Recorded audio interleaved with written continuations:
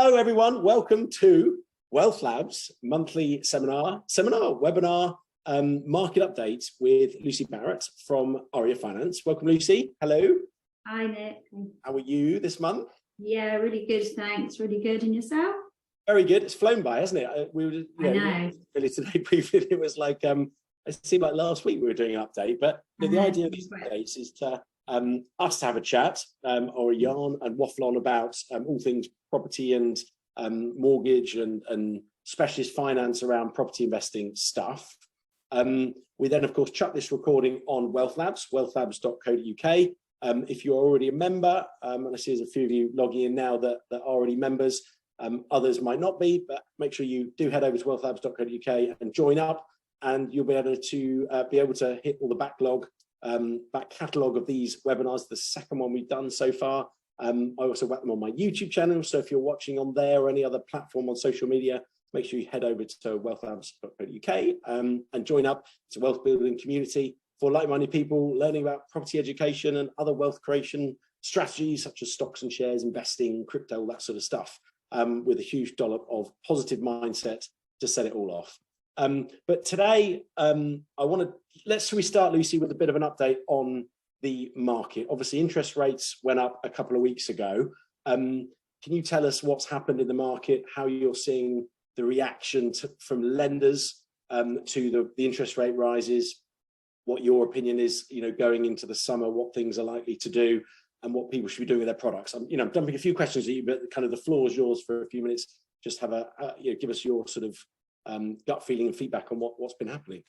Yeah, so I think the general feeling in the market is certainly a lot calmer. I talked last month about the kind of upheaval and turmoil that the market experienced during that really rapid period of swap rate increases, which was off the back of some pretty hefty bank base rate increases. In fact, the increments in which they rose by were quite significant, and obviously then the mini budget, which sent swap rates into turmoil. So we've actually seen, although rates have gone up, we've not really felt that so much. And if anything, I think there's probably a little bit of competitive tension now for lenders. You're certainly seeing that in the mainstream residential market, which the big lenders are in a little bit of a price war. There's been a bit of news recently about rates coming down in that space, which is obviously great for homeowners and actually bigger picture wise, although that's not what we're here to talk about really. It's the market in general that obviously the largest part of that is people living and buying properties to live in, and therefore that part of the market needs to be moving for the rest of it to follow on. So obviously when you're looking at developments and people building houses to sell them to end users, there needs to be mortgage availability. People put their properties on the market, they upsize, they downsize, properties become available, which might be refurb opportunities, HMO opportunities. So unless you have that home mover market, actually the market stagnates pretty rapidly. So we need that market to be good. So that's quite good news that we've seen a little bit more competitive tension to get rates down a tad. Now, I think the buy-to-let space, we're seeing a little bit of that as well. So where lenders priced themselves up quite significantly at the back end of last year, that stuck really coming through to this year as well. And some of that was service driven. So some of it was that if lenders' rates were lower than the next lender, they were getting an influx of too much business. So they needed to control the flow of what was coming through. They put their rates up and just have been trying to get themselves back on their feet from a service perspective. Whereas in some cases it was uncertainty around funding and lack of ability to manage that behind the scenes, and therefore they priced themselves out so that actually anything coming through the door, they felt like they had quite a lot of cover to deal with swap rates jumping around a lot. Yeah, and they just haven't. Trying to get rid of the volatility for a month or two and just see what happened. Yeah, exactly. And then that way, any business that they do write actually was on quite good margin in that period, because swap rates did stabilize and it did get a little bit easier towards the end of the year and beginning of this year. So I think now what we're seeing is lenders have started the new year and they've said, we actually need to originate. We need to lend money. That is our business. We only exist if we can lend money. How are we going to do that? And all of a sudden, they're re-looking at the product, and we're starting to see a little bit more come through. We're starting to see a few new things hit the market. I mean, that's all the positive. But if I suppose in a bit more balanced, it still is significantly higher than what many people who have borrowed in recent years are used to. The base rate increases from kind of June-ish of last year, they were quite thick and fast, and we had quite a few which jumped up significantly, which has led to the base rate going up from 0.1 to 4%, which obviously is pretty significant in that short space of time. Yeah, brilliant. Sure is. I've just shared my screen, Lucy, for the interest rate rise. It's just yeah, there you go. That visually there, it's the highest rate for 14 years. It's just recently gone up, as you know, from 3.5% to 4% from December to 2nd of Feb. And it's like a vertical line on this graph, isn't it? It's been historically ridiculously low. Well, I think the expectation was, despite, we were lucky to have had so many years of cheap debt. And the expectation was that when you look at that graph and you see where interest rates were, and then obviously after the financial crisis, they dropped down to here, I think people expected it to go like that and come back up over a period of time. But actually, coming back up at the rate that it has over a 6-month period is really what's caused all of the initial pain. So doesn't that show, sorry to interrupt, doesn't that show how inept the Bank of England is and the government and all the powers that be? Surely this should have been a much more gradual rise over a couple of years at least, not 6 months. Yeah. I mean, this is just reaction surely to no forward planning, no real ability to run the country. I might be being here. I'm not saying it's an easy job, but I mean, come on, the graph like that shouldn't be like this. It should be a bit more stable and a bit more. I have to say, I find it hard to get my head around, because the inflationary pressures that were felt, I think largely were driven by energy cost increases, which obviously people really felt the pinch on.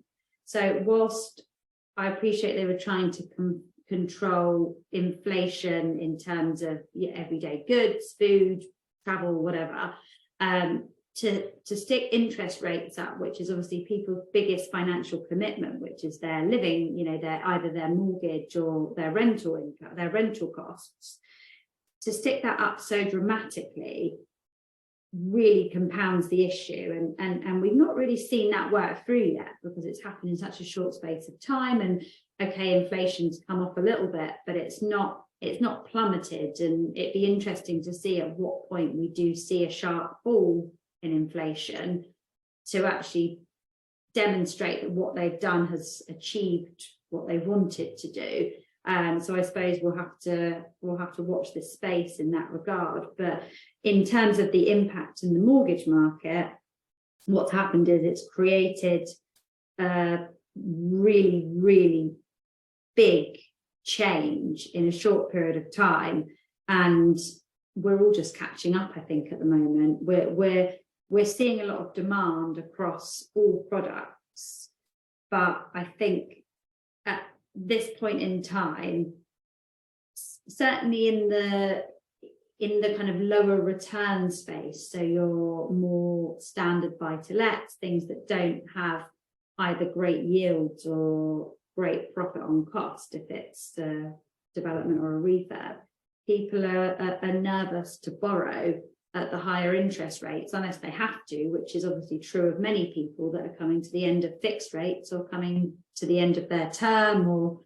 have another urgent need that they need to do it. So we're getting plenty of traction on the inquiry front, but it is a lot harder to place the business in a way that suits the customer's needs. I mean, you can see where there is a slight dip in inflation since that was October, now down to January. So there it is falling, but we're only just at the peak there, so it's going to take some time for that to come back down. And you can see, inflation was the highest peak right up till 1991. That sort of does show the crisis we're under and why interest rates were needing to be increased to get that under control. But you've got to ask the question as well. Sorry, just reshare that screen. Why couldn't they start it? Why couldn't they have started increasing interest rates, June 2021? Yeah, of course, we're coming out of the pandemic. There was the Ukraine war. There was other issues. But, I don't think a couple of %, at that point would have hurt us that much.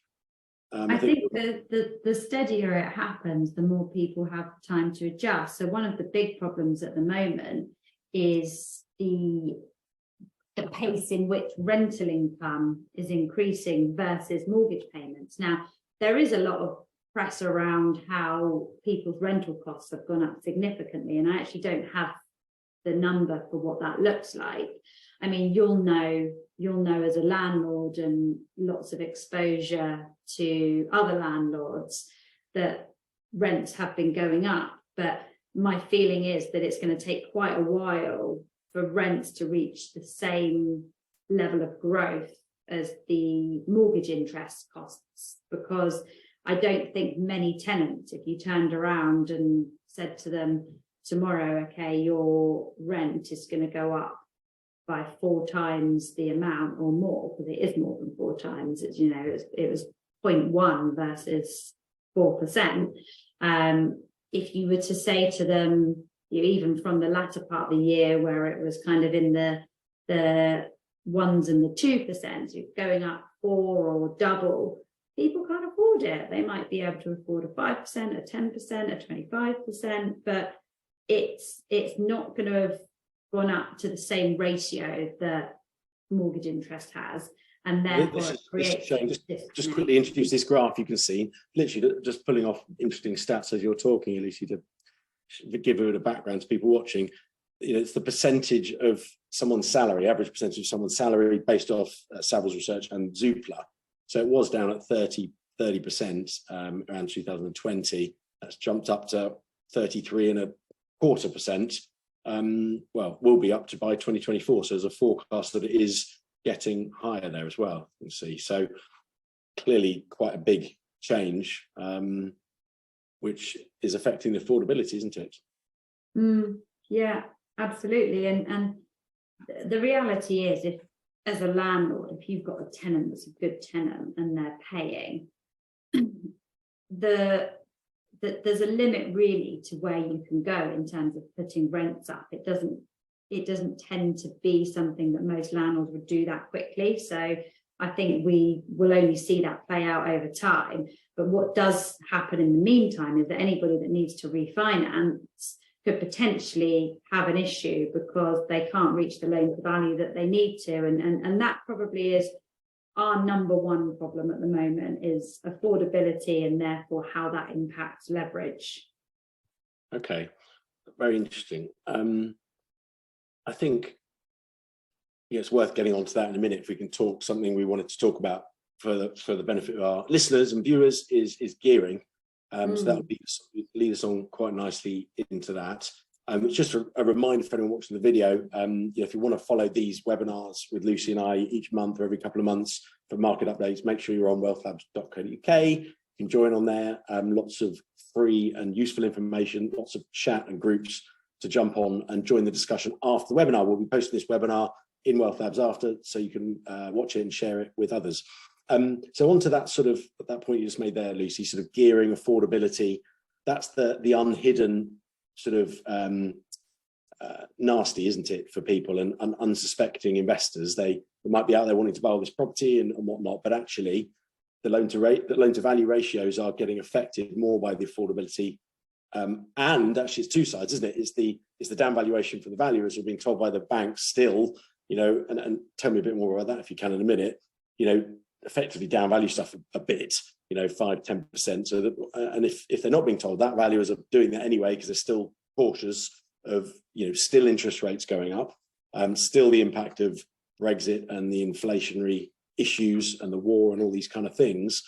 Yeah, so you've got those bank and capital value pressures versus the affordability on the other side. So yeah, gearing is that sort of issue, isn't it? So if you could tell us how that's panning out in the market at the moment, please.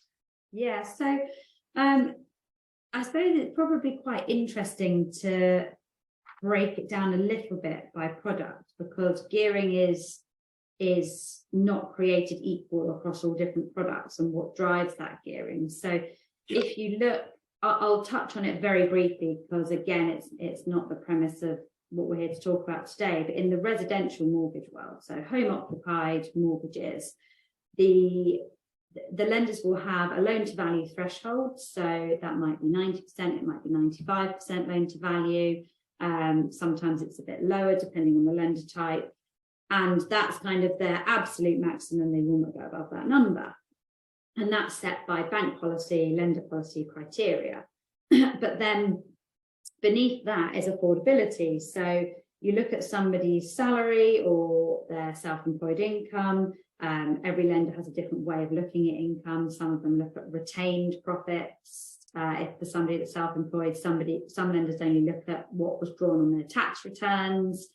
Some will look at bonuses in a different way to others. So there's a whole sort of nest of nuances there that we won't go into. But that's your job. Yeah, exactly. Help us navigate it. How long have you got? About 15 minutes. Yeah. So the reality is that the actual loan to value limit can only be reached if the affordability is deemed to be there. So they're going to look at the income based on their own assessments and how they look at it, and then they're going to look at what somebody spends, and that will be committed expenditure, but also regular discretionary expenditure. And then some of them will have sort of multipliers of income, so they won't want to lend more than, say, 4 times somebody's income. And some will use stressed interest rates, and some will just use the pay rate. So effectively, however the lender assesses your income and affordability is what will then drive the amount that you can borrow, as long as it doesn't exceed their criteria cap. So that's residential mortgages. Buy-to-let is similar-ish in that it is based on affordability as well. So again, you've got your maximum loan to values. 75% is true of most lenders, albeit we did see some 80% products in recent years.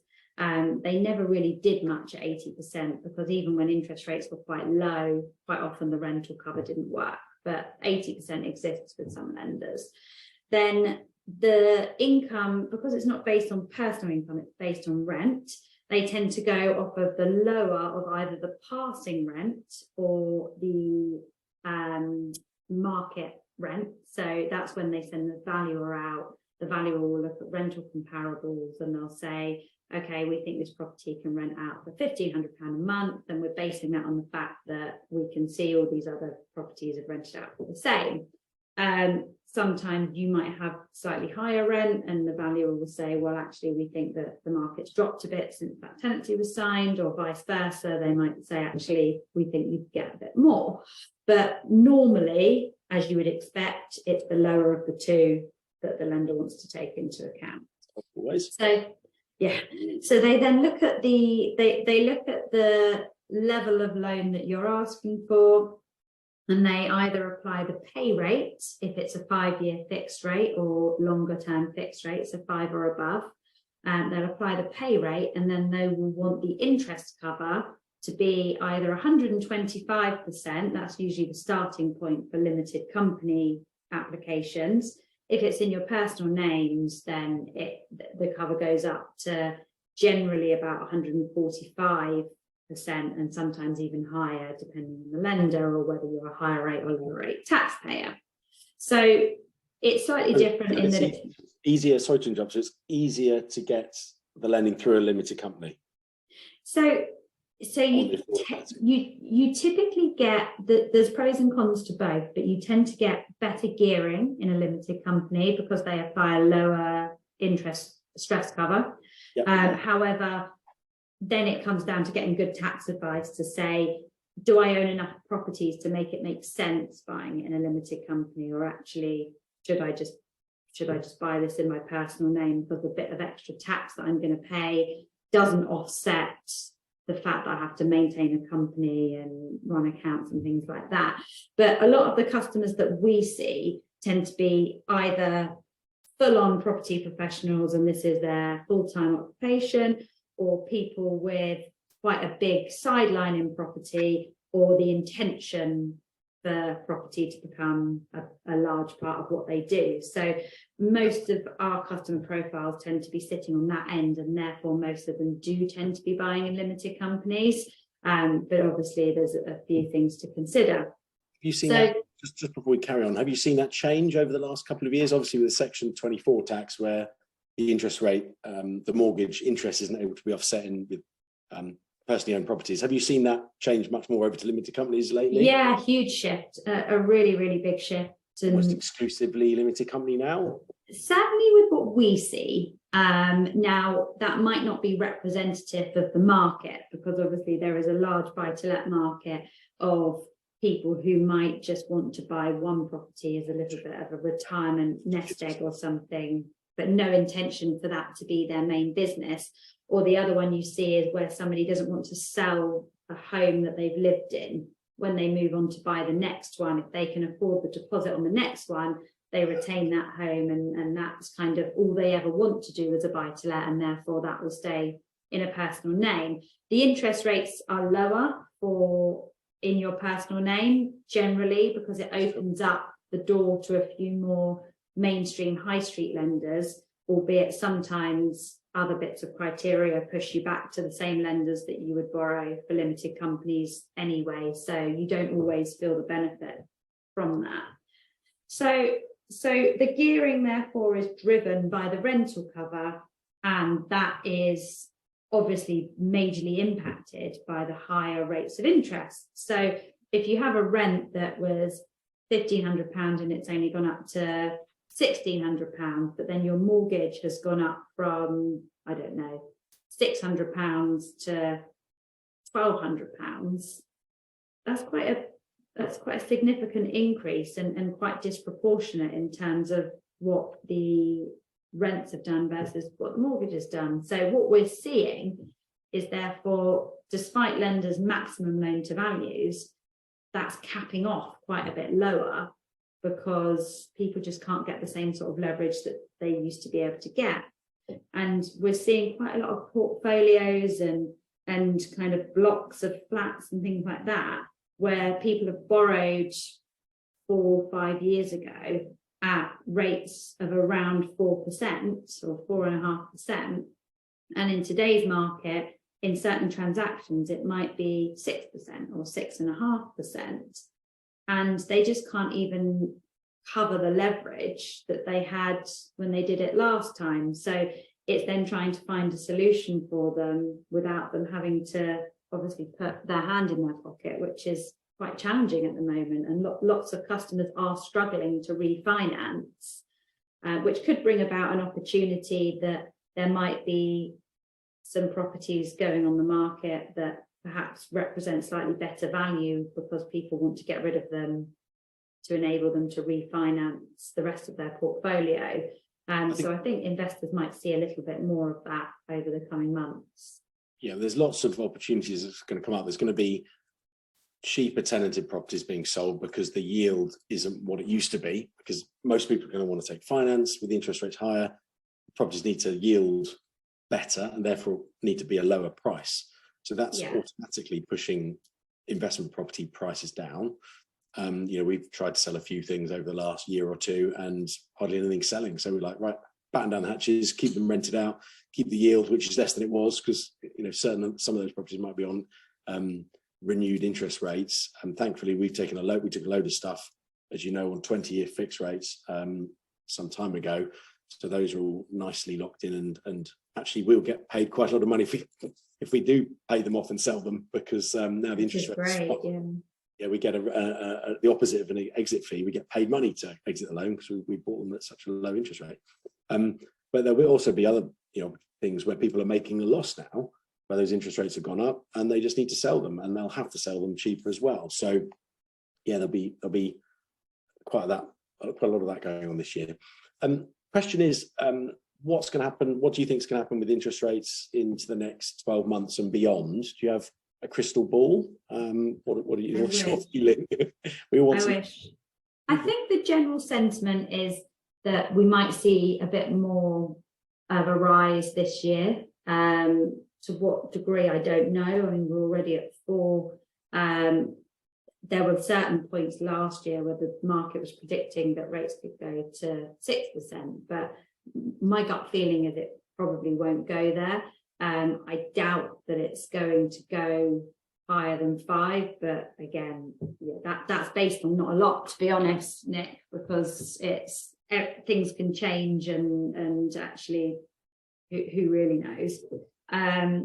There is also a bit of an expectation that after they continue to rise a bit this year, that we might start to see them come down again into the beginning of next year. So it could be that we sort of plateau around the 4.5% mark if you look through maybe another 6 to 12 months. But it's really hard to say. And actually, if you look at the history of the base rate, which you brought up onto your screen earlier, the interest rate at 4.5%, 5%, I mean, that was normal for quite some time. And I think it's back to our earlier point. If people have time to get their heads around that, it's not that unusual for rates. I mean, people have seen rates go significantly higher than that, even if you go further back. So I think it's more just, it's the time frame, isn't it? It's the time frame it's happened in, and actually, does the market move with a 4.5% interest rate? Yeah, of course it does. We just need to play catch up a little bit, and I think where there's some other pressures going on in the market at the moment, we just need to see that peter out a bit, and I'm sure then things will start to normalise. And I don't know if you want to just quickly touch on a couple of other products before we run out of time, and what drives gearing on those. I'd like to. Also, if there's anyone watching live, if you'd like to post any questions, please post them in the Q&A or the webinar chat, whichever you can see on your screen. There should be a button at the bottom of your Zoom somewhere. Feel free to chuck any questions you'd like answered by Lucy or myself. I was just going to add to that this energy crisis stuff as well is obviously playing a part in everything, in inflation, etc. And I heard the other day, and I'm got some a reasonably good source, in that wholesale energy prices in a lot of areas, in a lot of sort of markets, is back down to pre-Brexit levels. So actually, the high energy prices now is just the energy companies keeping them high intentionally. So yeah, it might be worth everyone doing their own bit of research on that. I can't quote my source, but yeah, it's a good concept in the industry. So I believe that will play out in the energy markets, and energy will come back down. We've not fixed a lot of our properties in the last 3 months onto fixed rates energy contracts for that reason, because we believe they are going to come back down now. Due to sort of market pressure, and the energy companies are going to make some money now, but they will bring it back down, and that will help overall inflation as well, of course. And as we saw in one of the graphs earlier, inflation is already on the downward side of that, hopefully that peak. It needs a bit of time to play out. Sorry, what was your question, Lucy? What were we going to talk about? So just to finish off quite quickly on a couple of other products. So we've talked about residential and buy-to-let. So another couple of products relevant here are bridging finance and development finance. Commercial finance, if you look at commercial investment, you can apply the same sort of rationale as buy-to-let. So I won't cover that off separately. But with bridging finance, loan to values, we haven't really seen much movement.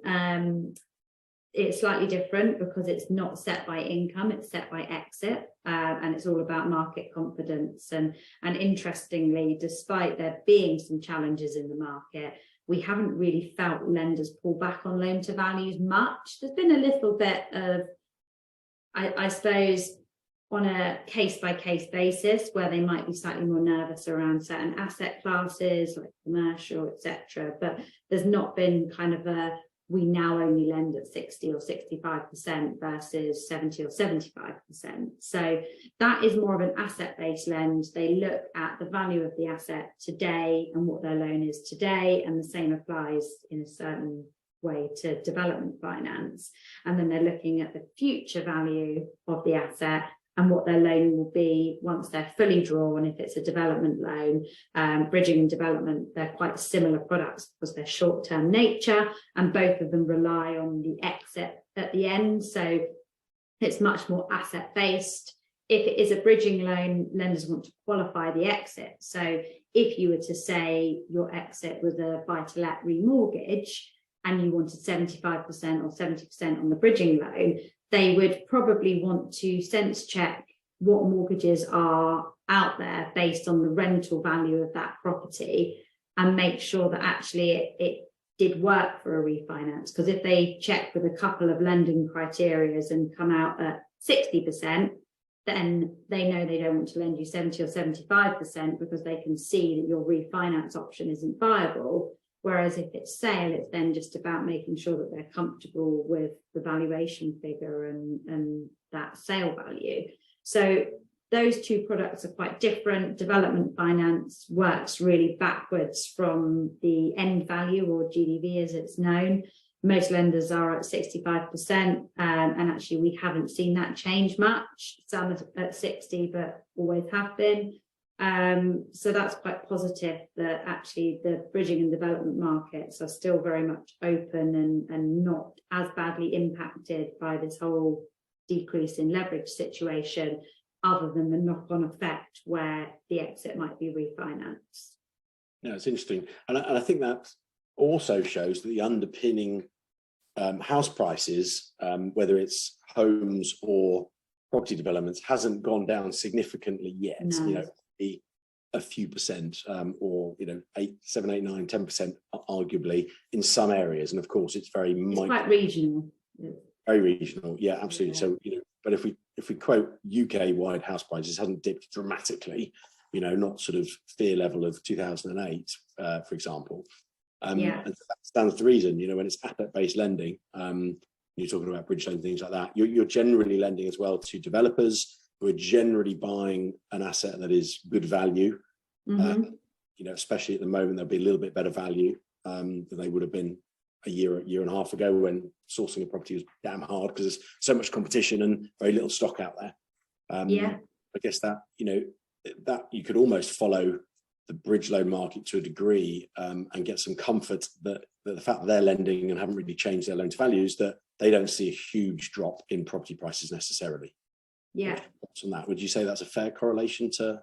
Yeah, absolutely. And I think the general feeling in the market around property prices is not particularly negative, and the sentiment, I've been to a few roadshows recently, and I've watched representatives from Rightmove, etc., doing talks, and it doesn't feel like there is a nervousness around property values. And in fact, if I look back to 2020, when COVID first hit, people were far more nervous about property values then than what they are now. I think the sentiment at the moment is that transaction levels will drop significantly for a period of time, but actually, because there won't be many sales, it won't set the new market values, if you like. It'll only be some kind of more distressed sales, or people really didn't have to do it, and therefore it's not going to pull down the whole value of the market, because you're not going to see tons and tons of transactions going through at lower levels. Yeah, I think homeowners know the value of their home, and we've been conditioned in the UK since Margaret Thatcher that a home's an asset, although it's technically a liability, and that's bringing money in. It's not an asset, of course. And that we should hold on to them. And I think, like you said, the liquidity's gone from the market because people aren't going to sell and take a loss. They're going to say, I'll hold on to it for a couple of years then. I'll wait, yeah. So, it's very similar to COVID, I feel like, the market now, where there's this that very quickly that turned to a pent-up demand, and as soon as the the lockdowns were eased, people started buying, and then we had this sort of huge little blip of a boom on the sort of second or third year of lockdown finishing. That sort of period. I think we could see the same here. We could see it bounce a little bit. If not later this year, certainly early next year. And I don't think, whilst I do think it's a little bit doom and gloom on some of the financing options at the moment in terms of people being able to refinance portfolios and some of the purchase opportunities because interest rates just make it unworkable, that feels a bit doom and gloom. But I think it doesn't feel as bad as it could. I mean, I was doing this during the financial crisis, and that was about as bad as it could get. And I think 2008, wasn't it? Just crazy. Yeah. I think that we're better placed now. I think the market's better placed. I think lenders have lent responsibly, and whilst it might have felt frustrating for people where they've had to jump through more hoops, there's been more regulation, etc. I think the end result of that is that we are generally in a stronger position, and I do think that the market will hold up a bit better. So I'm not particularly worried about it, but we do have some clients that are really good, strong clients that are struggling for refinance opportunities or just can't get the borrowing that suits them to enable them to go and do what they need to do, which is a bit of a shame, but I think it will be relatively short-lived. Definitely. Julie, hello, Julie's asked a question, and also if anyone's got any personal questions that's watching live, please chuck them in the chat or the Q&A, and we'll do our best to answer a couple. If there's no more questions, we will wrap up this month's webinar. I've got a button here that says answer live. I've never clicked it, Julie, so I hope this works. I'm going to just talk. She says, hi Nicholas and Lucy, can I ask Lucy a question? How long should it take to refinance now, as my simple refinance with Shawbrook has taken 6 months?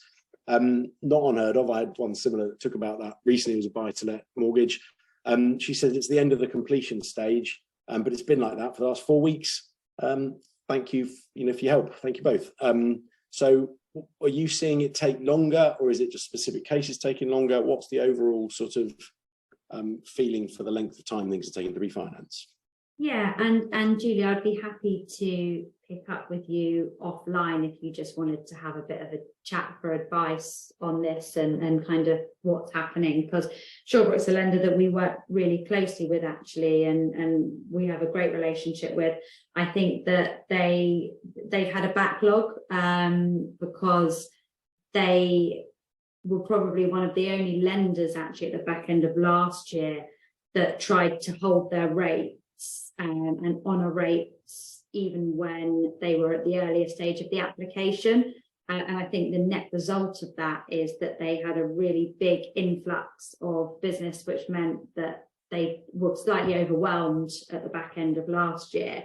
And there's a knock-on effect for that. So that's partially unique to them, but there were several others in the same boat as well. So it's a little bit luck of the draw where you ended up, really, because some lenders it's taking crazy lengths of time for remortgages to go through, and others actually have got far less on because they pulled everything really, really quickly, upset lots of people at the time, but actually now have more capacity, or some just have kind of managed it in a different way. So it's really, really variable, but you're not alone, and it's definitely not, I don't think you're just unlucky in this scenario. It's absolutely a product of what's happening there, and we've been managing that through with a lot of our clients, and luckily we do have a very close relationship with Shawbrook, and we're talking to them about that all the time, and they're working hard to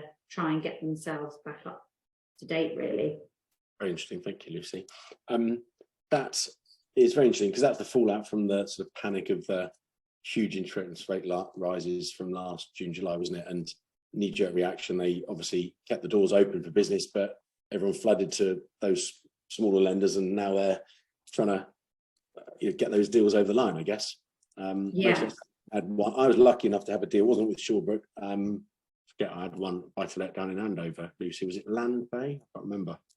One of those ones. Anyway, they kept my deal live, but it just took months to get it through. And it was like, what's and actually there was a chain and all this sort of stuff. And I was just sat there going, I'm just the lender. What can I do? It's really difficult because, we've had a bit more sympathy for lenders actually with what they've been through over the last 3 or 6 months, because managing that flow of business, as they had to keep putting deadlines in for people to submit their rates, and because everybody was scrambling to try and secure their rates, they were getting like 10 times the level of business that they would get in a normal day. And obviously the knock-on effect of that is trying to work through it and make sure that they kind of honour everything that they've committed to.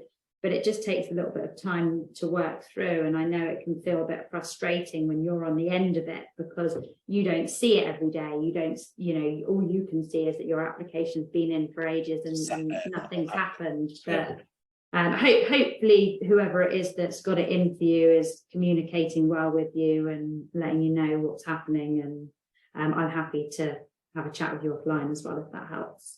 Yeah, and just to sort of reiterate, before we sort of wrap up, Lucy and her team are our personal brokers, have been for quite a few years now, and they are the best in the business. They deal with a lot of introductory smaller brokers as well, but they are specialist finance, really specialist bridge loan, land and development loan, all the stuff we've discussed today, HMOs, buy-to-let, all the easy stuff as well. But hopefully you can see Lucy's depth of knowledge, depth of the knowledge of all the individual lenders, so you don't just get an application form filled in and sent off. You get in-depth knowledge of that lender before it goes to their credit team, which gives you more chance of picking the right lender. It's not always about chasing the best rate, it's about getting the right deal through at the right time with the right lender based on your personal circumstances. So that's really, really, really important to note. I'm speaking up a bit there, Lucy, because thank you, and your knowledge is invaluable. Julie said she'd like a chat, so if you want to message me, Julie, I can pass you across to Lucy and have a further chat. I think just to wrap up, I'd like to say, you're in Wealth Labs. If you're not in Wealth Labs yet already, wealthlabs.co.uk. If you're watching this on YouTube or social media, head over there, join up. It's an online community and training platform for everything to do with wealth creation, in particular property investment.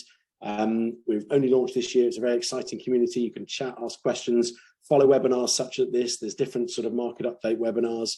I'm launching my property development training course there. In fact, I think that's just gone live this week. So look at that if you're interested in learning a bit more the nitty-gritty of the development process.